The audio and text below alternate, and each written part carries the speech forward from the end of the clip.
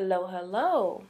After priming and setting my lid, I dipped right into my blue, my favorite blue, from my new favorite palette, the Jamrock palette from Plan in Makeup by Yolando, and I pat that color right on the lid.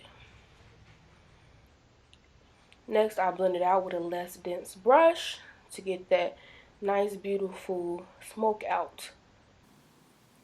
This is petroleum jelly that I use to cut out my crease.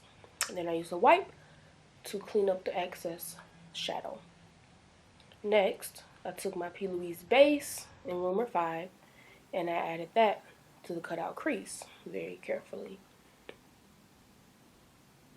Next, I blended it out with my finger to make for an easier transition, then went back over it with some blue shadow.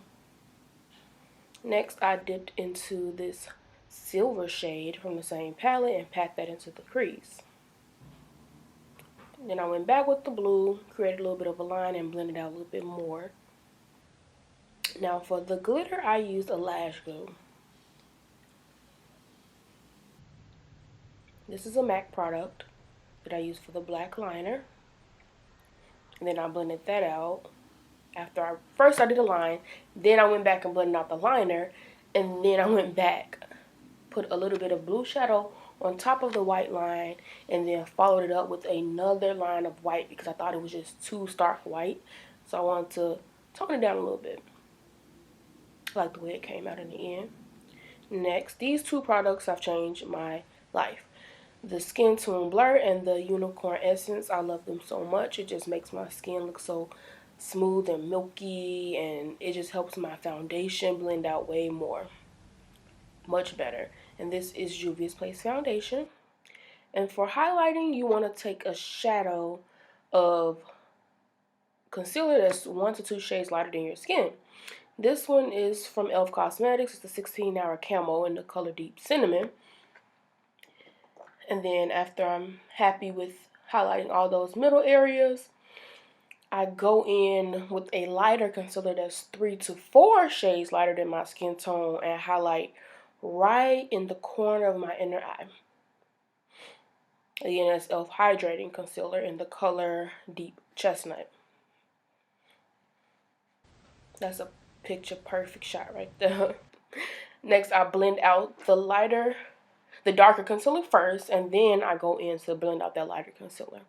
So you'll see me buffing it out here.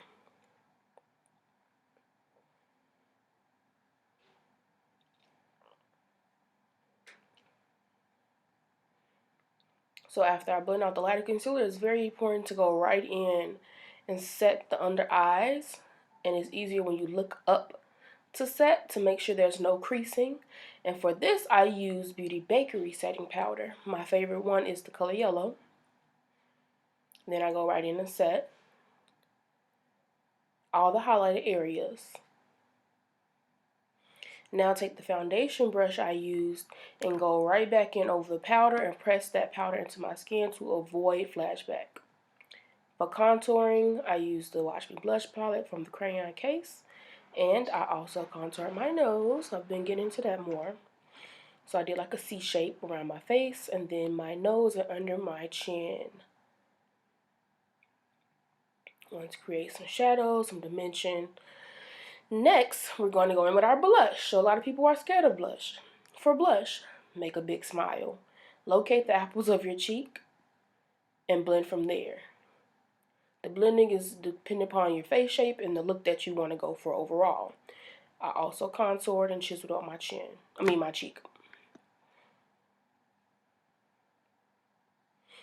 Now for highlight, this is a collab that I don't think they're selling anymore, but I loved it. This is when I'm feeling myself. I went in with some Urban Decay All Nighter setting spray, fanned myself off, and here is the finished look. Follow me on all my social media platforms. Let me know what you think.